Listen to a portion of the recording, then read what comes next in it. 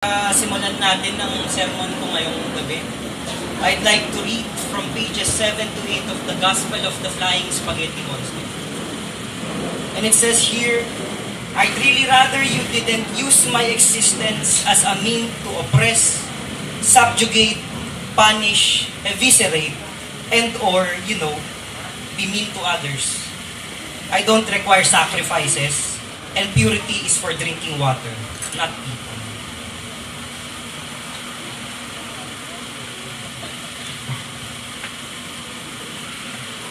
Today, in this sanctuary of noodles and sauce, we come together to celebrate something truly sacred.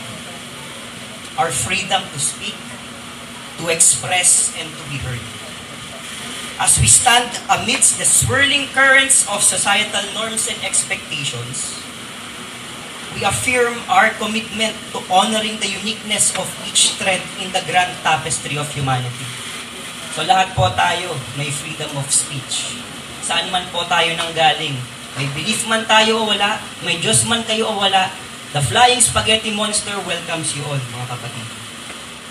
In the Philippine Pastafarian Church, we embrace our celebration because it extends a mere acknowledgement.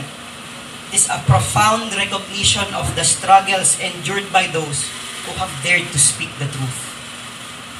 Let us honor our LGBTQ brethren who have faced discrimination and marginalization simply for loving whom they choose.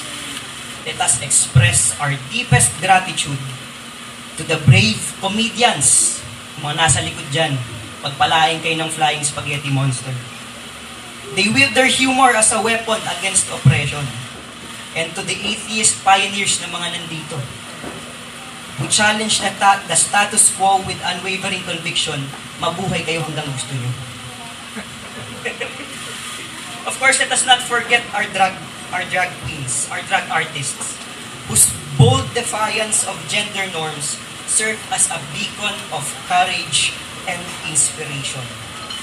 In a world that seeks to confine us within the rigid boxes of identity, those luminaries remind us that true beauty knows no bounds, and that authenticity is our greatest gift, and ultimately, gender is fluid.